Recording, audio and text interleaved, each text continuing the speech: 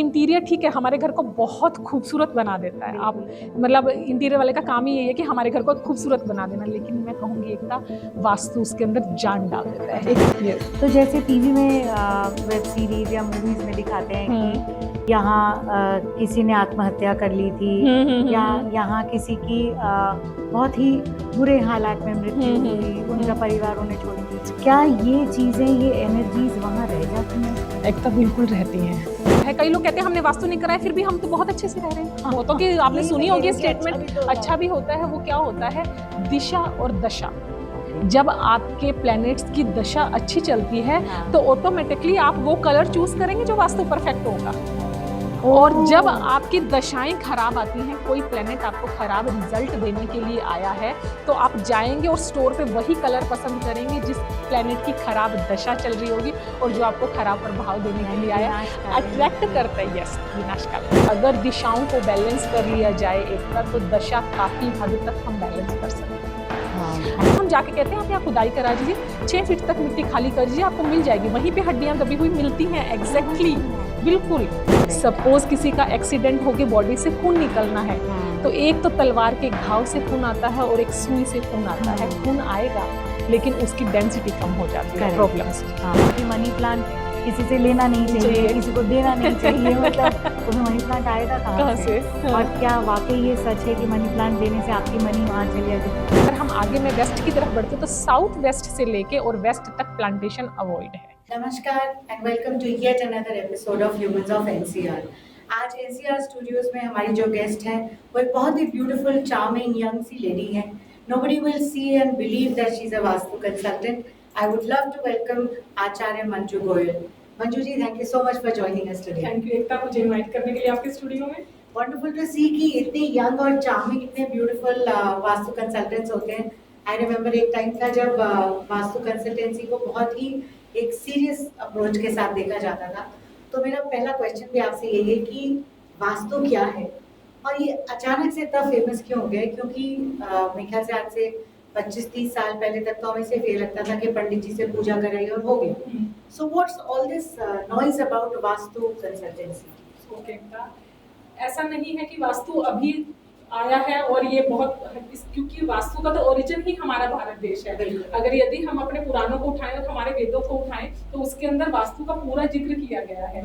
Even आप यकीन मानेंगे कि जो पुराने टाइम पे हड़प्पा और जो इनका भवन का निर्माण किया जाता था, नगर का निर्माण भी जो किया जाता था, जो हमारे पुराने जितने भी मंदिर बने हुए, चाहे कोणार्क टेम्पल है, चाहे कोई भी फेमस मंदिर आप उठा लीजिए, उनका पूरी तरीके से निर्माण वास्तु के हिसाब से किया गया। जब हम आर्किटेक्चर की बात करते हैं, कहते हैं कि सूरज की किरणें ऐसे आती हैं, या हम हड़प्पन सिविलाइजेशन स्कूल में पढ़ा है तो हम बोलते हैं कि बहुत अच्छा स्ट्रक्चर था, उनका ड्रेनेज सिस्टम बहुत अच्छा था। वो एग्जैक्टली जहाँ पे पानी का स्थान होता है वहाँ वो जलाशय बनाते थे अपने नगर का, जहाँ पे सीवर देना होता है वहाँ पे वो अपना ड्रेनेज पाइप देते थे। तो पूरा का पूरा जो इसका निर्माण किया जाता था वो वास्तु के हिसाब से ही किया जाता था। लेकिन कुछ टाइम, मतलब मैं इसको ये कहूँगी कि कुछ टाइम के बीच में लुप्त हो गया।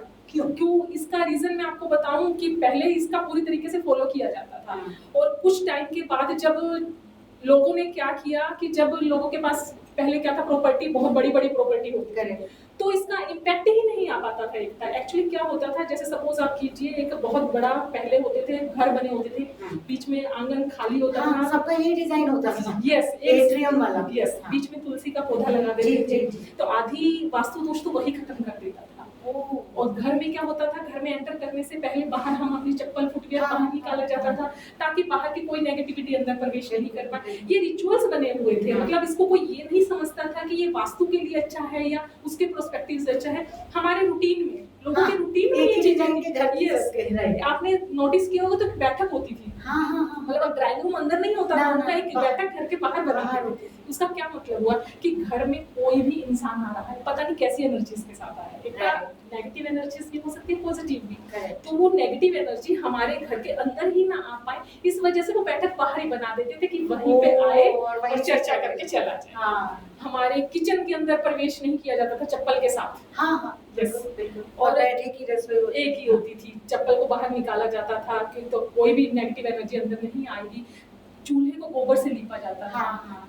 घर में जमीन पे बैठ के सब लोग साथ में खाना खाते हाँ, थे। और अर्थिंग होती थी। यस, तो इससे क्या होता था, पांचों तत्व उनके ऑटोमेटिकली बैलेंस रहते थे, तो घर में नेगेटिविटी प्रवेश कर ही नहीं पाती थी। तो इस वजह से इसका इम्पैक्ट ही नहीं आ पाता था, लोगों को लगता ही नहीं था कि कुछ वास्तु नाम की चीज है जो उनको अच्छा। नुकसान कर रही है। उनके घर का वास्तु, टॉयलेट एक होती थी, हाँ, घर के बाहर होती हमेशा थी, पीछे की तरफ। बना देते थे या आगे की तरफ बना देते थे, हाँ। एक टॉयलेट होती थी, तो उसकी नेगेटिव एनर्जी कैसे घर में आएगी।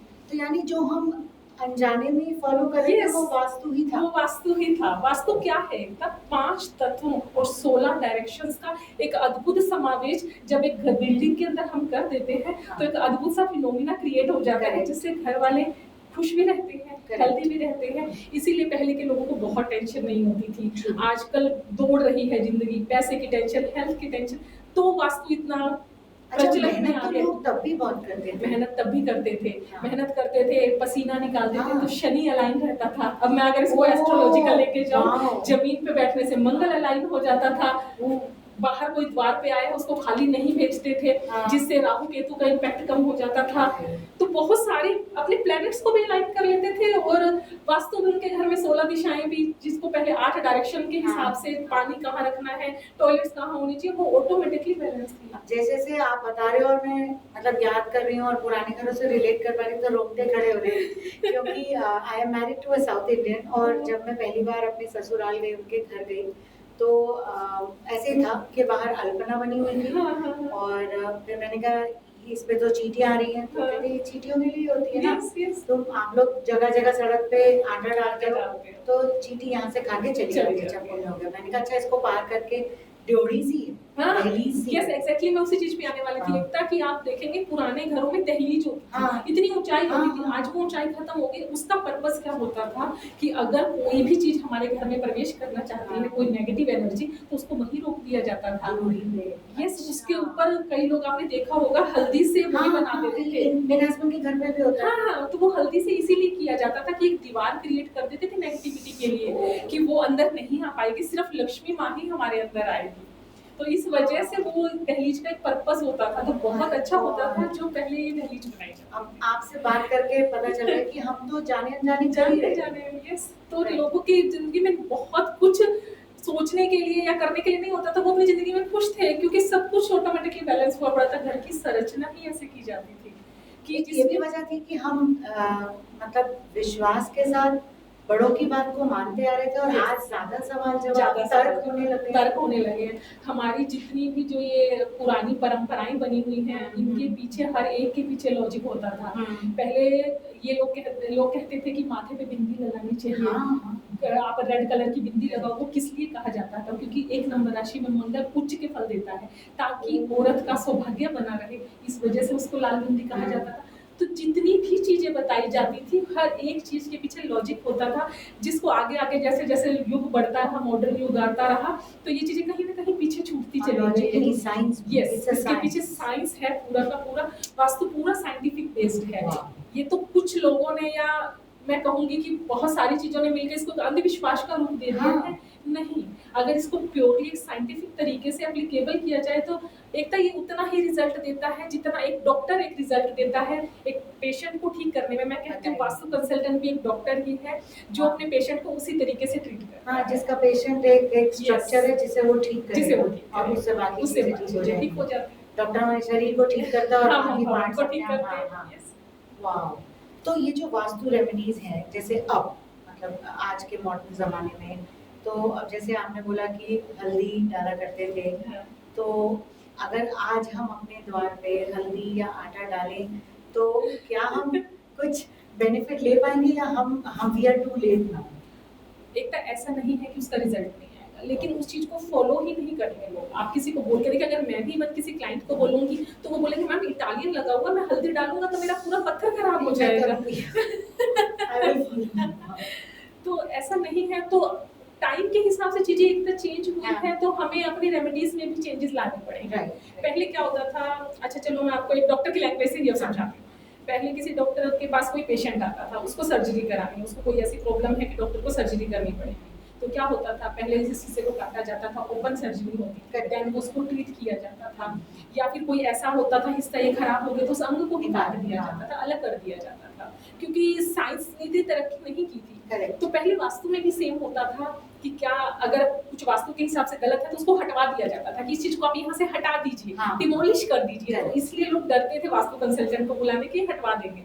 लेकिन जैसे मॉडर्न कि पुरानी कोई जर्जर होती चीजें तो निकाल दीजिए, ये जो भी चीज गलत है वास्तु के हिसाब से उसको हटवा निकाल। देते थे। लेकिन जब देखो आप मेडिकल ने इतनी तरक्की की है कि जो काम एक पूरा ओपन सर्जरी से होता था वो एक छेद से होने लगा ना, हाँ, बिल्कुल लेजर होने सर्जरी लगा। हो गई है। हाँ। तो इसी तरीके से वास्तु में भी इतनी एडवांस टेक्निक आ गई है कि अब हमें डिमोलिशन की जरूरत ही नहीं पड़ती।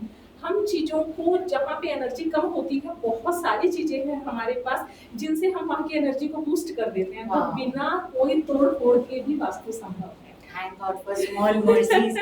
This brings me to our next question कि अब देखिए जो अब आपका पॉडकास्ट सुनेंगे या जिनके घर जिन्होंने शायद आज से 6-7 साल पहले खूब पैसा लगा के अपना एक घर बनाया होगा जी। और ईश्वर ना करे पर अगर उनके लाइफ में कोई तकलीफ आ रही है और वो आपसे मतलब या किसी वास्तु कंसल्टेंट से मिलना चाहते हैं, तो क्या बहुत देर हो चुकी है, आपको पहले ही बुलाना चाहिए था उन्हें, या अब वो जब अपना घर बना चुके हैं तो उसमें भी कुछ रेमेडीज हो सकती मैं है? कहूँ देर कभी नहीं होती, जागो अच्छा। तभी सवेरा होता है। बिल्कुल। तो देखो अगर मैं ये बताऊं कि हमें किस स्टेज पे बुलाना चाहिए, हाँ। तो सबसे पहले तो हमें जिस टाइम लैंड का सिलेक्शन करना होता है, जिसको मोस्टली लोग इग्नोर कर देते हैं, हाँ। वो बहुत जरूरी होता है। क्योंकि क्या होता है, एक जमीन के जो एनर्जी होती है उसके ऊपर ही एक सुंदर बिल्डिंग बन पाएगी। आप Correct. सपोज कीजिए एक इंसान है जिसके अंदर ताकत ही नहीं है, ऊपर से कितना सुंदर हो आप उसको सजा दीजिए, क्या वो दौड़ पाएगा? नहीं दौड़ पाएगा। इसी तरीके से अगर जमीन के अंदर एनर्जी ही नहीं है तो आप उसके ऊपर इंटीरियर पे लाखों करोड़ों रुपए लगा लीजिए, वो सुकून जो जिस चीज के लिए आप वो बिल्डिंग बना रहे हैं, चाहे हेल्थ के लिए या फिर आप कोई फैक्ट्री लगा रहे हैं पैसा कमाने के लिए, तो वो चीज हो ही नहीं पाएगी। क्योंकि पहले तो जमीन में ही, नींव में ही कमजोरी आ गई। तो सबसे पहले तो लैंड सिलेक्शन के लिए हमें बुलाना चाहिए, क्योंकि लैंड में भी देखो 2-3 तरीके की लैंड होती है। ऐसा नहीं होता कि एक तरीके की लैंड के ऊपर आप घर भी बना सकते हैं, उसी पे फैक्ट्री भी लगा दीजिए, उसी पे नहीं। हर एक चीज की एक प्रकृति होती है। जैसे अगर हमें घर बनाना है तो हमें सतह चाहिए, सतह की प्रकृति की जमीन चाहिए कि वहां रहने वालों में सुकून रहे, थोड़ी सी एनर्जी भी रहे ताकि वो अपना काम अच्छे से कर पाए, लेकिन रिलैक्स भी कर पाए। इसी तरीके से यदि कोई फैक्ट्री लगाना चाहता है तो वहां पे एक रजस की जमीन चाहिए, क्योंकि फैक्ट्री में क्या होगा, सारा टाइम हलचल चाहिए, प्रोडक्शन चाहिए, सेल चाहिए, लेबर अपना काम करती रहे। अगर सपोज वहां पे जमीन हमने तमस की, रिलैक्स या तो लेबर कैसे काम करेगी, आप ये देखिए ना। Oh my God. तो हर एक काम के हिसाब से प्रकृति सेलेक्ट की जाती है, जमीन की कितनी ऊर्जा है उसके अंदर, उसके हिसाब से उसके अंदर रेमेडीज करके देन आगे प्रोसेस करना चाहिए। तो फर्स्ट लेवल पे तो हमें तभी बुलाना चाहिए जब आप लैंड का सिलेक्शन करें। अगर आप सपोज कोई लैंड के ऊपर नहीं, आप बने बनाया फ्लैट ले रहे हैं, हाँ, जो मैं कहूँगी कि बहुत कॉमन है, तो उसमें भी जब आप गृह प्रवेश कर रहे हैं उससे पहले एक बार बुला के जरूर चेक करा लीजिए। क्योंकि एक कॉमन मिस्टेक बहुत होने लग गई है कि क्या करते हैं लोग, कह देते हैं कि वास्तु परफेक्ट है हमारा, हाँ। या फिर जो सेल करता है आर्किटेक्ट या जो दो चीजें आजकल सब बोलते हैं कि अर्थ को एक रेजिस्टेंट है और वास्तु परफेक्ट है। ये सेल्स गिमिक्स है। यस, लेकिन ऐसा नहीं होता। पहले क्या है, एक कोने को ये स्क्वायर में तो हो जाएगा कि एक कोना नॉर्थ ईस्ट है तो दूसरा साउथ वेस्ट है, उसके सामने एक साउथ ईस्ट है तो उसके सामने नॉर्थ वेस्ट है। स्क्वायर है तो ये पॉसिबल है। अगर ये सोचिए आप रेक्टेंगल शेप का घर ले रहे हैं या फिर कोई भी ओड शेप भी होते हैं, ट्रायंगल भी होते हैं, ओड शेप के मकान होते हैं, तो इज इट पॉसिबल कि उसमें आमने सामने ये दिशाएं होंगी? नहीं होता। साउथ वेस्ट में मास्टर बेडरूम कह के बना देते हैं, और अगर उसी के पास में एक दिशा होती है साउथ वेस्ट, आप सपोज कीजिए वो टॉयलेट के लिए रेकमेंडेड होती है वास्तु में। अगर उसको दिशा को ये समझ लिया जाता है कि साउथ वेस्ट कोने में पड़ रही है, ये साउथ वेस्ट होगा, और मालिक का बेडरूम वहां बना दे, तो सोचिए उसकी एनर्जी का क्या होगा, पूरी एनर्जी ड्रेन हो जाएगी, तो वो बीमार रहना शुरू हो जाएगा। फिर कहेंगे कि हमने तो वास्तु परफेक्ट घर लिया था, मालिक का कमरा भी साउथ वेस्ट में था, उसके बावजूद भी प्रॉब्लम आ रही है। शायद इसीलिए हम बहुत से लोगों को अब सुनते हैं तो कहते हैं कि जब से इस घर में आए हैं कुछ ठीक हो ही नहीं रहा, कुछ ठीक हो ही नहीं रहा वो तो। लेकिन आप जैसे बात कर रही हैं, और आजकल क्योंकि बहुत सी नॉलेज और इन्फॉर्मेशन है लोग टीवी से लेते हैं, तो जैसे टीवी में वेब सीरीज या मूवीज में दिखाते हैं कि यहाँ किसी ने आत्महत्या कर ली थी, या यहाँ किसी की बहुत ही बुरे हालात में मृत्यु हुई, उनका परिवार उन्हें छोड़, क्या ये चीजें, ये एनर्जीज वहाँ रह जाती हैं? एकदम बिल्कुल रहती है। और ये एनर्जी हमें जाके ही फील, तभी मैं कहती हूँ कि लैंड का सिलेक्शन होना बहुत जरूरी है, क्योंकि कई बार आपको नहीं पता होता, मालिक कहीं रहता है और लैंड कहीं होती है। हाँ जी। कोई किसी का कोई जानवर मर जाता है, वो आके दबा जाता है।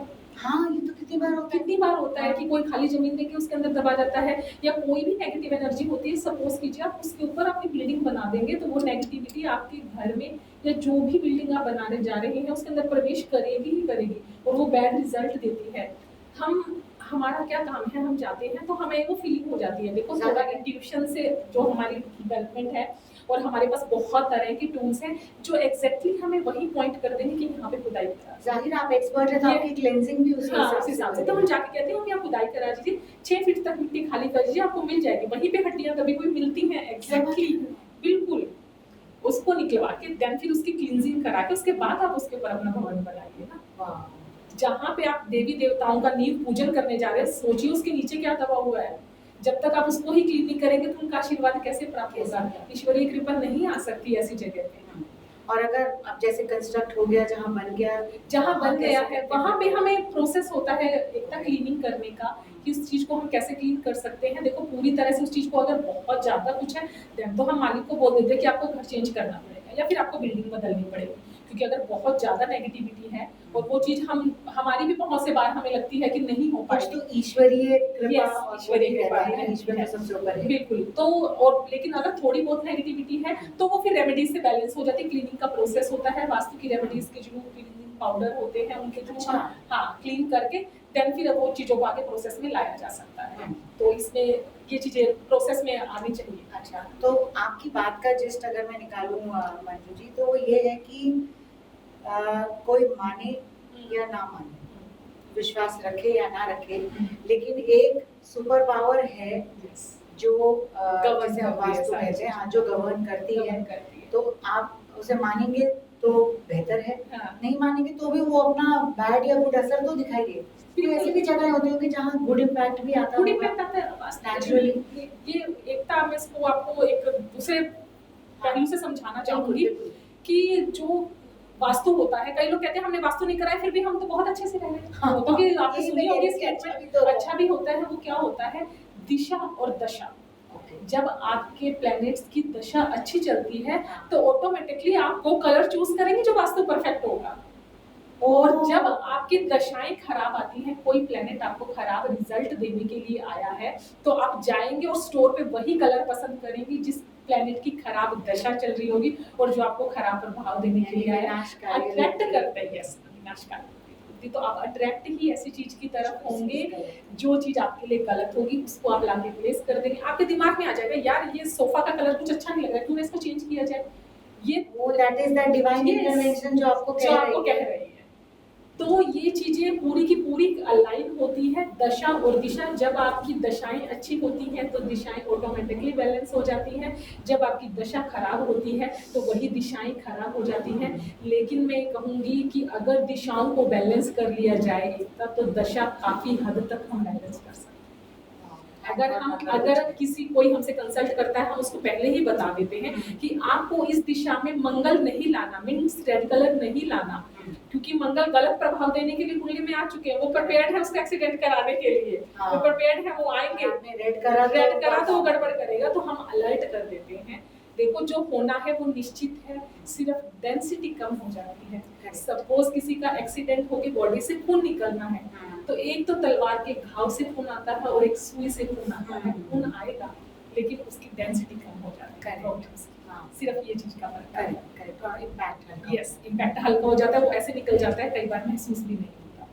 अच्छा, मेरा थर्ड क्वेश्चन भी ऑलमोस्ट रिलेटेड है, क्योंकि आपके इंटरव्यू से पहले मैंने कई लोगों से बात करी, तो जैसे मैंने कहा कि बुरा असर और अच्छा असर दोनों ही होते हैं। जाने अनजाने में अक्सर लोग कौन सी गलती करते हैं? जैसे एक तो आपने कह दिया कलर, अब आपने कह दिया कि हमारा माइंड ही वैसा होता है तो हम चूज ही गलत चीज करते हैं। तो एक तो ये हो गया कि अननोइंगली। और क्या गलतियां करते हैं लोग अननोइंगली, जो मतलब उनका कोई दोष भी नहीं होता और बेचारे गलत चॉइसेस कर लेते हैं। तो कुछ कॉमन मिस्टेक्स क्या होती हैं?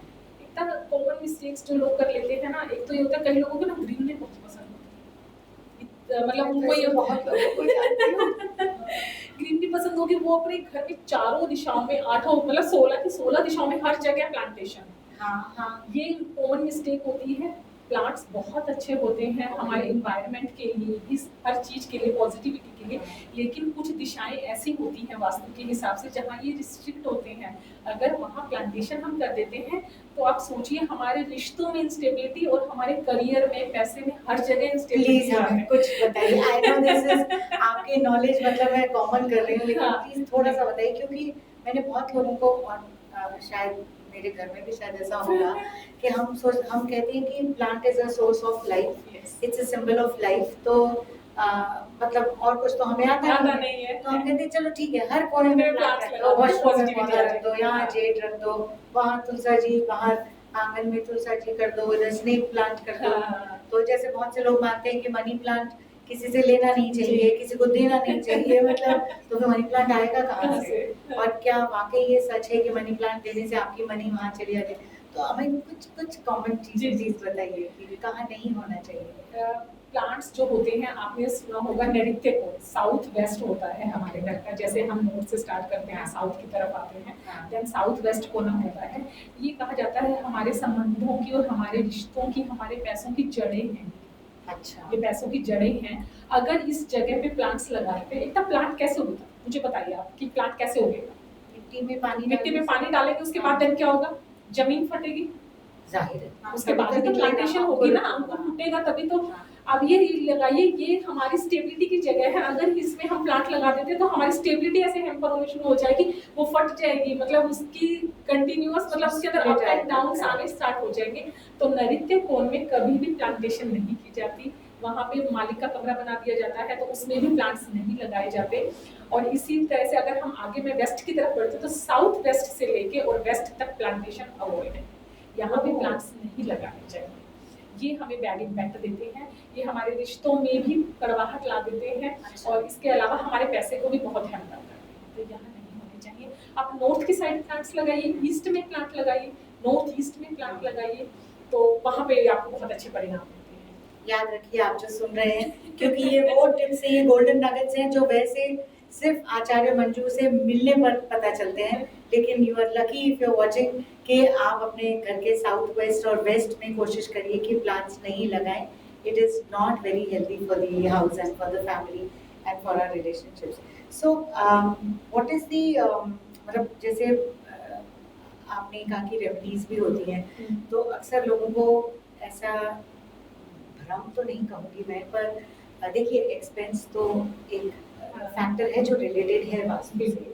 तो एक तो हो गया कि हमने at the time of construction आपसे एडवाइस लिया और करा लिया, तो हम वहाँ सोचते हैं कि सेफ है। तो इसमें मेरे दो सवाल हैं। पार्ट ए ये कि जब हम आपसे एडवाइस लेते हैं या किसी भी वास्तु कंसल्टेंट से, और अगर हमने शुरू में ही करवा लिया सब, तो क्या ये डॉक्टर की तरह है कि हमें ऑनगोइंग कंसल्टेंसी और ट्रीटमेंट चाहिए? This is part A of my question. And part B is how does it affect us, मतलब कमर्शियली, इन द सेंस अगर हम रेजिडेंशियल करते हैं तो कमर्शियल सेटअप में क्या फर्क है उसका, और रेजिडेंशियल सेटअप में क्या फर्क है? जी, दो सवाल का जवाब। ठीक है एकता जी, जैसे आपने कहा कि अगर हमसे पहले ही कंसल्ट कर लिया जाता है तो उसमें क्या होता है, जब तक वहाँ पे वो शिफ्ट नहीं कर लेते, लैंड एनर्जी हम पहले चेक करेंगे, देन आर्किटेक्ट का जो नक्शा आएगा उसके ऊपर हम वर्किंग करके उनको बताएंगे कि क्या क्या चेंजेस आप कर सकते हैं।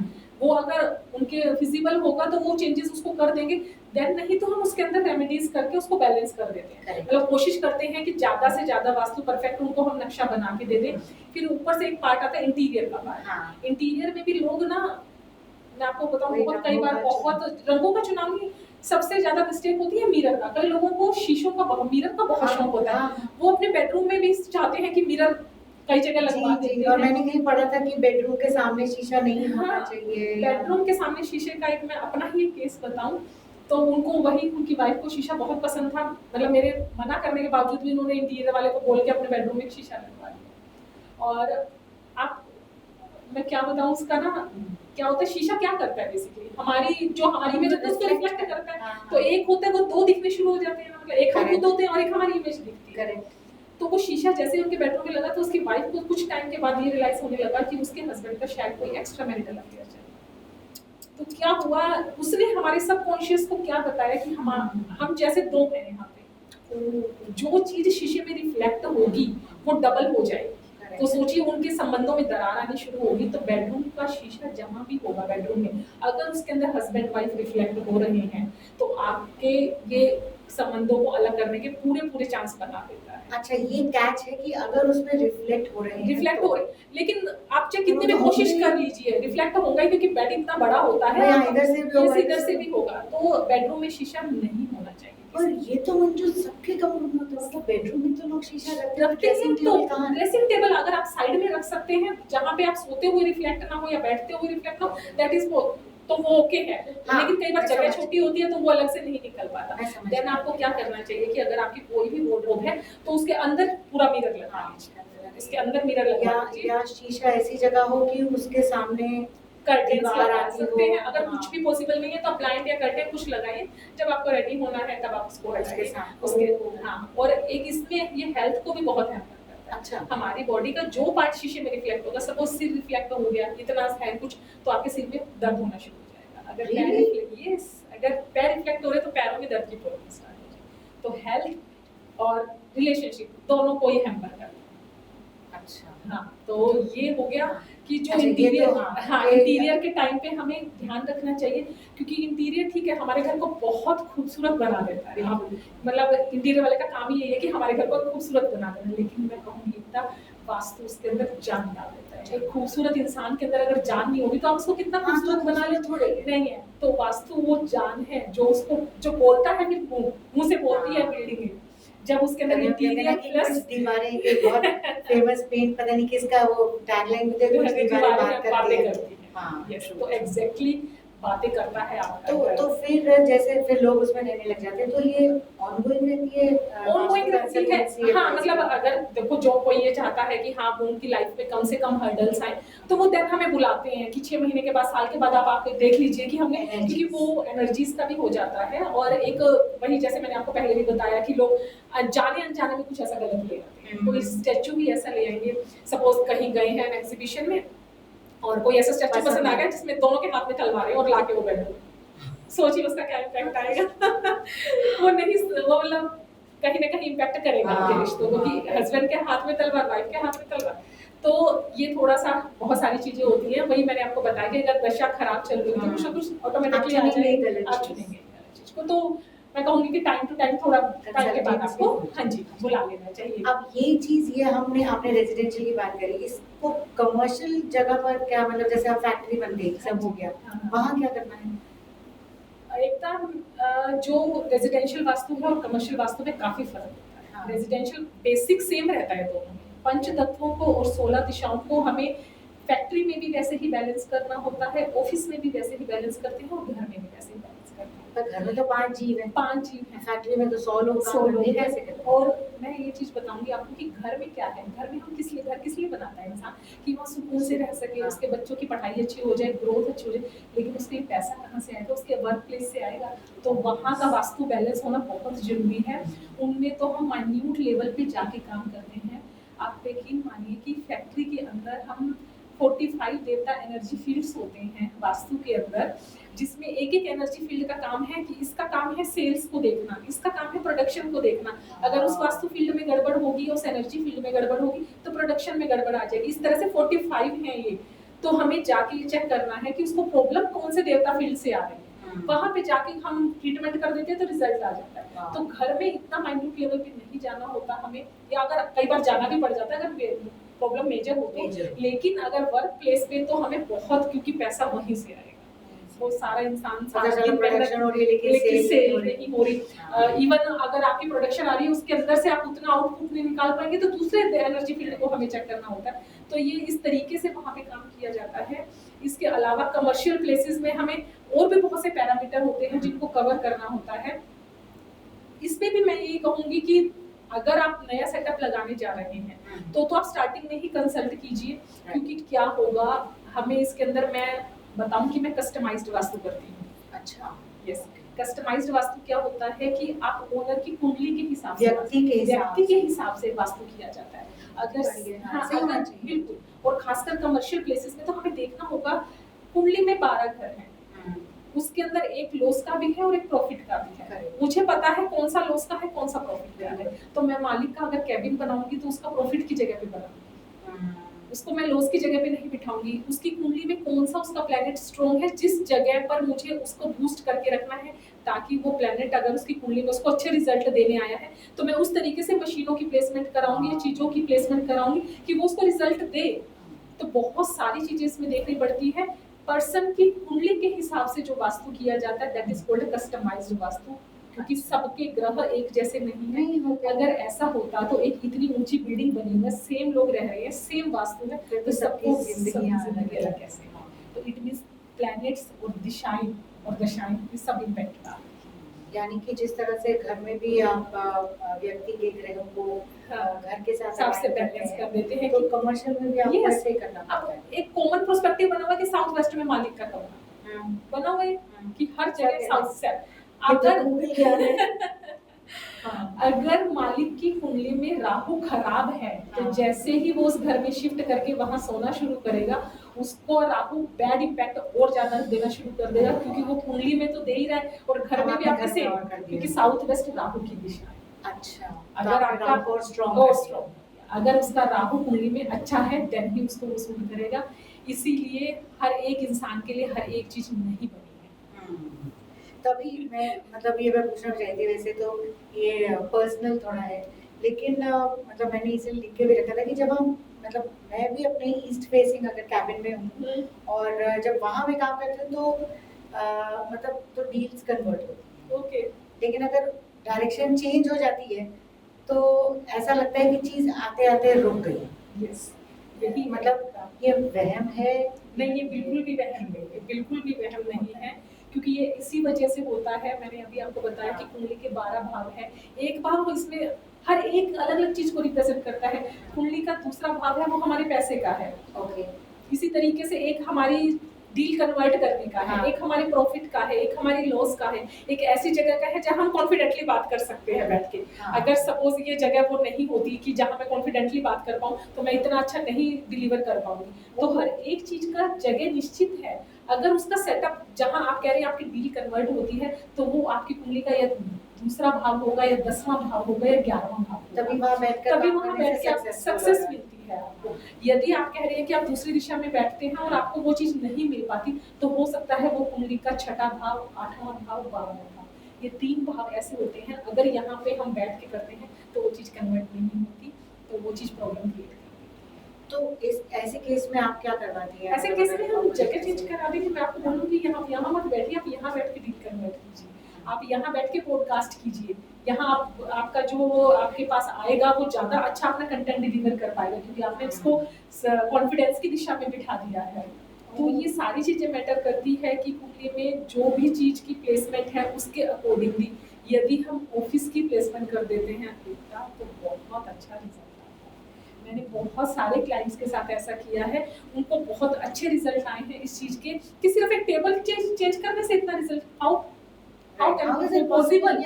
हाँ, ये इस वजह से पॉसिबल होता है। हाँ, कि मतलब मैं सिर्फ उसको ये कह रही हूँ कि आप चेयर यहाँ से यहाँ लगा लीजिए, तो वो सामने वाला सोचेगा कि वो इस छोटी सी चीज के लिए इतने पैसे चार्ज कर रहे हैं, क्योंकि तो इसके पीछे का आप समझिए क्या साइंस है, क्या लॉजिक है। अच्छा, आपके पास मतलब दिस आल्सो रियली एक्साइट्स मी कि वास्तु हमारे प्राचीन ग्रंथों से और उससे शैली से जुड़ा हुआ है। आपके पास किस तरह के क्लाइंट्स ज़्यादा आते हैं? यंगस्टर्स भी आते हैं या केवल हमारे जैसे जो मतलब एक दूसरी जनरेशन के या 50 अबव 50 प्लस ऐसे, या जो यंगस्टर्स हैं जो अपने ऑफिसेस खोल रहे हैं या एंटरप्रेन्योर्स हैं, do they also come to you? ये सेक्टर में कहूँगी कि मेरे सबसे ज़्यादा क्लाइंट ये हैं, क्योंकि उन लोगों को समझ आने लगा है। अगर किसी आप अच्छे इंसान, मतलब मैं कहूँगी जिसको नॉलेज है, अगर आप उसके पास बैठ के बात करेंगे, किसी भी वास्तु कंसल्टेंट को अपनी बिल्डिंग हैंड ओवर करने से पहले जरूर उसके साथ बैठिए, आपको पता लग जाएगा। क्योंकि ऐसा कोई पैरामीटर नहीं है जिससे आप, देखो आचार्य कोई भी लगा लेगा, लेकिन उसकी पढ़ाई, उसको कितना अंदर से नॉलेज है वो उससे आपसे बात करके ही आपको पता लग पाएगा। तो किसी को भी आप अपना काम देने जा रहे हैं, एटलीस्ट उससे बात कीजिए, पता कीजिए उसके बारे में कि उसको कितना पता है।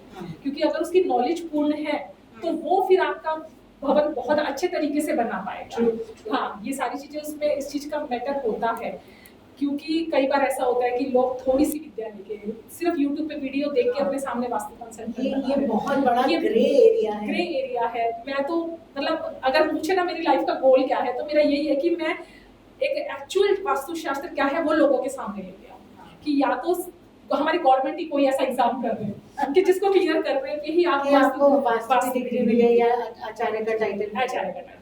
इवन मैं तो क्या है, मैं अपने स्टूडेंट्स को पढ़ाती हूँ, कोचिंग देती हूँ इस चीज़ की, तो मैं अपने स्टूडेंट्स को ये कह के चलती हूँ कि शायद उनको थोड़ा सा इसलिए अजीब लगता है कि जब तक आप मेरा दिया हुआ एग्जाम पूरा नहीं करेंगे या मेरे दिए हुए क्वेश्चंस का जवाब नहीं देंगे, मैं आपको डिग्री नहीं, क्योंकि मैं नहीं चाहती कि मेरा पढ़ाया हुआ कोई भी स्टूडेंट मार्केट में जाके किसी का नुकसान करे। उसको एटलीस्ट इतना जरूर आना चाहिए कि वो किसी का जाके नुकसान ना करे। और फिर मैं उसको कहती हूँ कि अगर वो इस पैरामीटर पे नहीं उतर पाता, एक तो वो मेरे नेक्स्ट कोर्स में फ्री आता है, दोबारा पढ़िए, दोबारा चीज़ों को सीखिए, जब आप इस लायक हो जाएंगे तभी आप काम करेंगे। आपने क्योंकि जेन्युइनिटी की बात करी तो ये मेरे पास एक किसी का क्वेश्चन भी आया था कि मतलब वास्तु केवल स्ट्रक्चर या बिल्डिंग ही है या पर्सनल रिलेशनशिप्स या वहाँ भी काम करता है, क्योंकि आजकल रिलेशनशिप्स में इतनी डिस्टर्बेंस है, इतने ब्रेक डाउन हो रहे हैं और कई तो मतलब नए नहीं पुराने रिश्तों में भी दरारें पड़ रही हैं। तो क्या वास्तु वहाँ हेल्प कर सकता है लोगों की? और दूसरी चीज़ ये कि जब कोई व्यक्ति अपनी जीवन की किताब आपके सामने खोल के रख देता है ना, तो उसके लिए उसको बहुत हिम्मत और बहुत ट्रस्ट चाहिए होती है। तो कितना सेफ है कोई अगर आपसे या किसी भी मतलब ऐसे वास्तु कंसल्टेंट से या एस्ट्रोलॉजर से कोई भी हो, उसके सामने जब हम अपनी जिंदगी को पूरा खोल के रखते हैं? तो हमारे प्रोफेशन में क्या होता है कि क्लाइंट का ट्रस्ट हमारे ऊपर होना बहुत जरूरी है। अगर क्लाइंट ट्रस्ट हमारे ऊपर दिखाता है देन ही हम रिजल्ट डिलीवर कर सकते हैं। अगर वो हमसे चीज़ें छुपाएगा और एक इस माइंडसेट से आएगा पता नहीं रिजल्ट दे पाएंगे कि नहीं दे पाएंगे, उनको रिजल्ट कभी नहीं आता। जो पूरा विश्वास करके और हमें सारी चीज़ें बता देता है, क्योंकि एक डॉक्टर को जब तक आप सारी चीज़ें नहीं बताओगे कि हाँ मुझे ये प्रॉब्लम है, तो वो आपकी उस रूट कोज तक नहीं पहुंच पाएगा। एक्सपेरिमेंट नहीं करते हम क्लाइंट के साथ, पर्सनली मैं बिल्कुल नहीं करती एक्चुअली यही डर लोगों के अंदर रहता है यार ये अपने कुछ नहीं एक्सपेरिमेंट नहीं करते। आप यकीन मानिए मेरे पास जो भी क्लाइंट आता है मैं उसके साथ 1.5 से 2 घंटा बैठती हूँ उसकी प्रॉब्लम्स पूछने के लिए। वो थक जाता है, मैं फिर और पूछती हूँ ये किस वजह से, ताकि मैं बीमारी की जड़ तक पहुँच पाऊँ। एक इंसान की पूरी या बिल्डिंग की पूरी बॉडी को नहीं छेड़ती, मैं सिर्फ उस जगह पे जाके काम कर लेती हूँ जो उसको चुभन है, जो उसका दर्द है, वहीं पे जाके अगर काम कर दिया तो उसको रिलीफ 4 दिन में या बहुत जल्दी वो कहता है कि अच्छा लगने लगा है। So you can work on relationships. Yes, बिल्कुल रिलेशनशिप में कहते हैं। एक तो मिरर बहुत इम्पैक्ट डालता है, मैंने आपको बताया। अगेन जो मैंने प्लांटेशन के बारे में बताया, अगर आपने साउथ वेस्ट में प्लांट्स रखे हुए हैं तो वो आपके रिश्तों को हैम्पर करेगा। एक चीज वो होती है नॉर्थ वेस्ट है, वायव्य कोण है हमारे घर का, और इससे आगे हम चलते हैं तो नॉर्थ होता है, उत्तर दिशा। इनके बीच में एक दिशा होती है नॉर्थ ऑफ नॉर्थ वेस्ट, जिसे क्या कहा जाता है, उस दिशा में हम कोई भी चीज रखेंगे तो वो हमें अट्रैक्ट करती है। उसके अंदर अगर हम कोई भी चीज रखते हैं तो वो अट्रैक्ट करती है। अगर हमने उसके अंदर पैसे रख दिए उस दिशा में तो पैसे हमारी तरफ अट्रैक्ट होना शुरू हो जाएंगे। और अगर उसके अंदर हमने डुअलिटी वाली कोई भी चीज रख दी, डुअलिटी वाली कोई भी चीज अगर हम उसके अंदर रख देते हैं तो हमारे दिमाग में वही चलता रहेगा। कोई ऐसा स्टैचू रख दिया, द्वंद्व चलेगा और हम दूसरे रिश्ते की तरफ भागना शुरू करते हैं। कोई ऐसा स्टैचू रख दिया जिसमें एक मेल है, 2 फीमेल उसके साइड में खड़ी, ले आते हैं शौकिया 2 पे लोग कुछ भी नहीं आते हैं, तो वो चीज फिर अट्रैक्ट होगी ना, तो वहाँ द्वंद्व आ जाएगा, तो वो दूसरे रिश्ते की तरफ। तो नॉर्थ ऑफ नॉर्थ वेस्ट में तो ये कहा जाता है, देखिए शायद इस चीज में थोड़ी सी कंट्रोवर्सी भी हो जाए कि वहाँ पे तो राधा कृष्ण की फोटो भी नहीं रखी जाती, क्योंकि बिल्कुल राधा कृष्ण तो लीगली पति पत्नी नहीं थे। हमारे लिए भगवान है, पूजनीय है, बिल्कुल है, लेकिन अगर रिश्तों की अपनी महत्वता होती है, अगर हम वो भी उस दिशा में रखते हैं तो मैंने एक अपनी केस में वो वहाँ से हटवाई हुई है और उसके बाद उनको इफेक्ट आया। मैं बिल्कुल आपकी बात से सहमत हूँ, क्योंकि देखिए रिश्तों की अपनी मर्यादा होती है। वो देवी देवता है, हमारे लिए पूजनीय है, वो गलत बात है, लेकिन फिर ऐसे ही एक मर्यादा पुरुषोत्तम श्री राम भी तो है जिन्होंने इस तरह का जीवन व्यतीत किया। तो ये बहुत इम्पोर्टेंट एक आपने एस्पेक्ट बताया। अच्छा, मैं मतलब हम इतनी सारी बातें कर रहे हैं, मेरे दिमाग में ये भी था जब मैं आपसे पहली बार भी मिली थी, तो मतलब एक हमारी, और ये मैं मतलब ऐसे वाले प्रोफेशनल से अक्सर पूछती हूँ just on a lighter note, कि हमारे दिमाग में ऐसा होता है ना कि अगर कोई आचार्य है या कोई बाबा है या कोई संत है तो उनको ढेर सारी मालाएं होनी चाहिए, उनके हाथ में ढेर सारे रुद्राक्ष होने चाहिए, या अगर कोई फीमेल है, महिला है, तो उनके एक बड़ी सी बिंदी हो और मोटा मोटा काजल लगा हो, ऐसे मतलब एक ऑरा उनकी हो, साड़ी वाड़ी पहन के।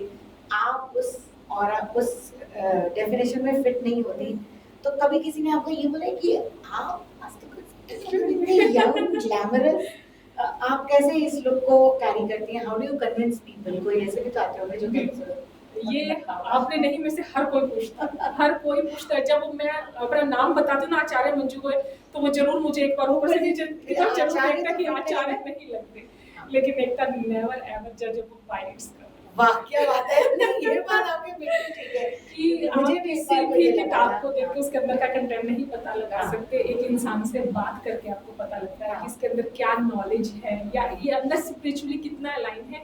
एक इंसान के कपड़े आपको नहीं बता सकते। मैं उनको गलत नहीं कह रही एकता, हो सकता है उनको उस चीज से सुकून मिलता हो, जाहिर है। हाँ, उनको सुकून मिलता हो पहनने से। कंसल्टेंट या आचार्य नहीं है, वो भी ऐसा ड्रेसअप करते हैं। तो बात इस चीज की होती है कि आपके अंदर नॉलेज कितनी है, आपका आचरण कैसा है। क्या मैं एक साड़ी पहन के बेटर सॉल्यूशन दे पाऊंगी कपड़ों की बजाय?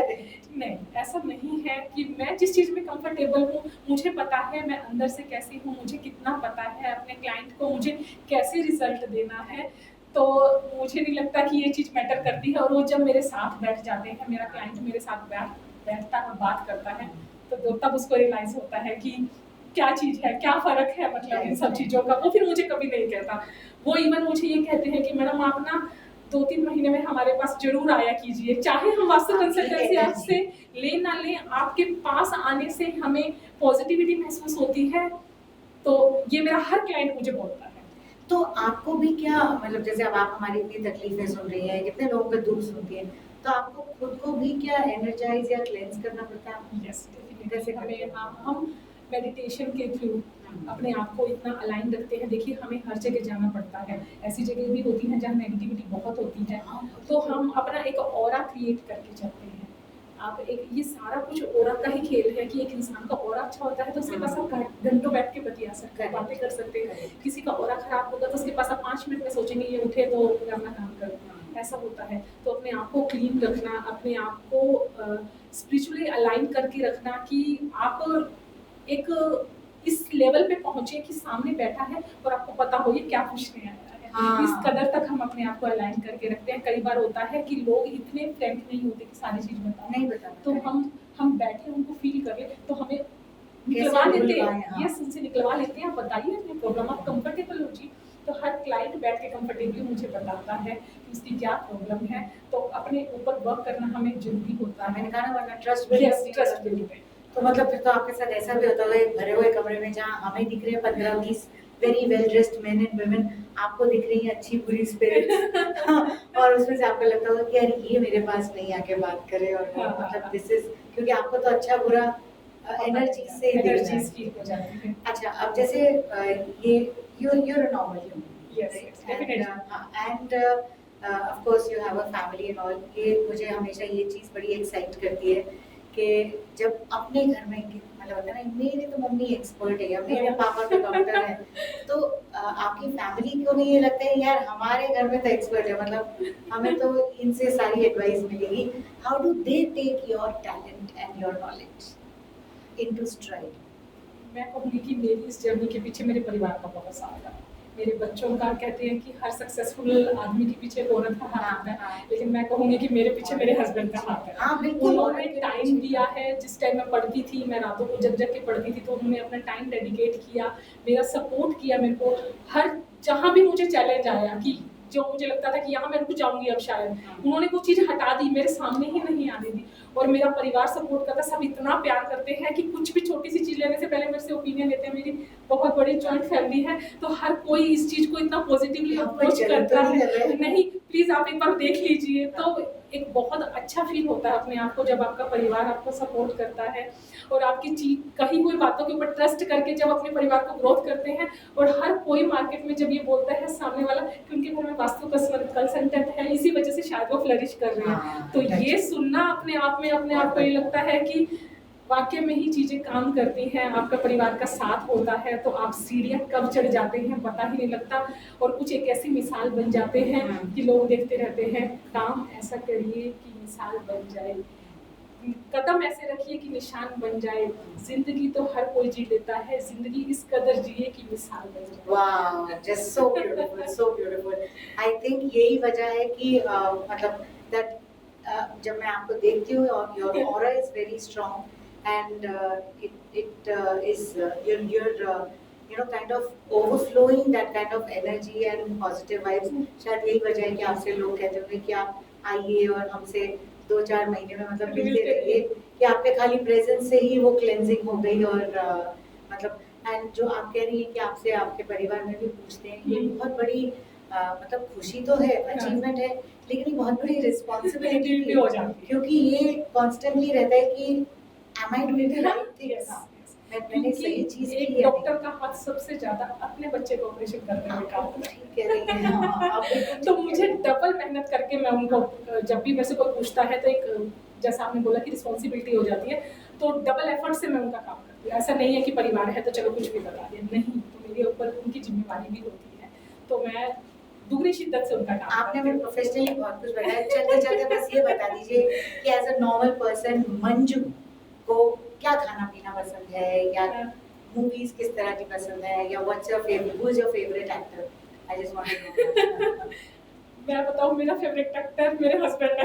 नहीं उनसे बड़ा कोई हीरो नहीं है मेरी लाइफ में, क्योंकि मेरे को वो तो हीरो हो गए ना। मुझे मूवीज नहीं पसंद, मैं बहुत कम देखती हूँ। मेरी हॉबी है बुक्स पढ़ना, किताबें पढ़ना। मैं बचपन से किताबों का मेरे पास अगर किताबें पढ़ने के लिए भी नहीं होती थी ना, तो मैं डिक्शनरी लेके बैठ जाती थी कि मुझे बस इसका मतलब पता लग जाएगा।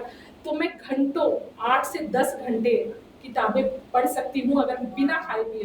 तो किताबें मेरा पैशन है। बुक्स देख के मुझे इतना अच्छा लगता है कि मुझे लगता है इनके अंदर ज्ञान का भंडार है, और वो मुझे अपने अंदर चाहिए कि वो आपके बेस्ट फ्रेंड, आपके गाइडेंस सबसे बेटर वो है। तो मुझे किताबों के साथ टाइम स्पेंड करना, नॉलेज आपके पास है, यस, लोगों को दे पाएंगे। लोग कहते हैं मुझे कि आपके साथ बैठ के इतना अच्छा क्यों लगता है, ऐसा आप क्या करते हैं? तो एक मैं बताऊंगी, चलो मैं इसी से आपको बताती हूँ। लोग मेरे पास बैठते हैं, वो रोते हैं क्योंकि वो ये देख रहे होते हैं, मैं उनको ये दिखा देती हूँ, तो दे फीलिंग करते हैं, तो उनको वो पता लगता है कि जो उनके पास है, जो वो नहीं देख पा रहे, तो वो उस चीज के बारे में रोते हैं जो उनके पास नहीं होता। मैं उनको वो आईना दिखाती हूँ, किसका दूसरा तरफ देखिए ना, आपके पास क्या क्या है। आपके कहने से बहुत आसान लग रहा है सुनने, बट यकीन मानिए ये आसान है नहीं। मतलब एक व्यक्ति के लिए प्रैक्टिस करना और आपके लिए किसी को प्रैक्टिस करवाना, क्योंकि ये सबकी टेंडेंसी होती है कि उनको जो हिस्सा खाली का कोई दिखता है नहीं। आपको देखिए, आप फील करके देखिए कि भगवान ने आपको क्या क्या दिया है, आप उसके लिए उसका एक बार शुक्रिया तो कीजिए। हाँ, क्योंकि जो ग्रेटिट्यूड के अंदर जो पावर है तो वो किसी चीज के अंदर नहीं है। आप एक बार ईश्वर को सोते समय एक बार बोलिए तो कि जो आपने इतना सुंदर दिन मुझे दिया, जो सब कुछ दिया, उसके लिए शुक्रिया। कितना सुकून महसूस होता है जब वास्तु हम करते हैं ना, एक तो सबसे ज्यादा घर में पहले सुकून आता है। आप यकीन मानेंगे, मेरी मेड घर में आती है, सबके घर में मेड्स आती हैं, तो वो मुझे आके ये कहती है कि भाभी हम जिस भी घर में जाते हैं तो वो अपने शुरू हो जाती है, वो खुद भी अपना बताना शुरू, उसने मुझे ये बोला, उसने मुझे ये बोला। लेकिन आपके घर में ना ऐसी बातें करने का मन नहीं करता। वो मैं, क्योंकि वो आती है, मैं भजन चला देती हूँ, तो वो उसको लगता है कि मेरे घर में प्रसाद बन रहा है, मेरे घर में खाना नहीं बन रहा, क्योंकि वो खाना सुनती है चक चक चक करके या किसी की चुगली करके बनाएंगी तो खाना हमारे शरीर को भी नहीं लगेगा। तो कहती है आपके घर में जब हम कदम रखते हैं ना, तो नहीं, हमें कुछ शांति महसूस होती है, सुकून महसूस होता है। यही तो वास्तु है। यही तो वास्तु को जादू थोड़ी है। एक एनर्जीज को जब बैलेंस कर देते तो सुकून आता है, जो आपके चेहरे पे भी झलकता है, लोगों को भी दिखता है, जो आपके पास आते हैं उनको भी दिखता है। Very nice, very nice. So thank you so much, Acharya Manju, for sharing so many insights, giving us insights of your profession, and उसके अलावा जो आपने हमें golden nuggets दिए, I just hope everybody remembers कि आपके घरों में आप कौन सी मिस्टेक्स कर रहे हैं, जाने अनजाने में कर रहे थे। और प्लीज़ ऐसा नहीं है कि वास्तु कंसल्टेंट्स एक्सपेरिमेंट्स करते हैं, जो बहुत क्लियरली मंजू जी ने बोला, हम उनके लिए गिनी पिग्स नहीं हैं। आप ट्रस्ट कीजिए, मिलिए, बात कीजिए, तो उनका भी उतना ही मोटिव है हमारी तकलीफें कम करने का जितना कि हमारा है। एंड यस, इन्हें साक्षात देख के आपको ये भी पता चल जाएगा कि ये वास्तु कंसल्टेंट्स भी हमारी तरह नॉर्मल ह्यूमन बीइंग्स हैं। हाँ, और वो भी उतने ही मॉडर्न है, तो वो हमारी प्रॉब्लम्स को भी उतना ही बेहतर समझ पाएंगे, क्योंकि आप खुद एक मॉडर्न लाइफस्टाइल एक हमारे जैसे परिवार से हैं।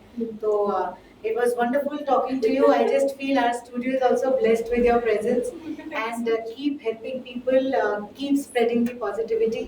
मैं Thank you. लोगों को यही कहना चाहूंगी कि बाहर मत देखो, अंदर देखो, क्योंकि जो बाहर देखेगा वो बिखर जाएगा और जो अंदर देखेगा वो निखर जाएगा। Wow, तो that अपने is- अंदर झांकिए, अपनी क्वालिटीज को देखिए, अपनी कमियों को अपनी स्ट्रेंथ बना दीजिए, फिर देखिए कि कैसे सीढ़ियों तक पहुंचते हैं आप, ऊंचाइयों की सीढ़ियों तक पहुंचते हैं। Absolutely, absolutely. Thank you so much, Acharya Manju, for joining us. Namaskar.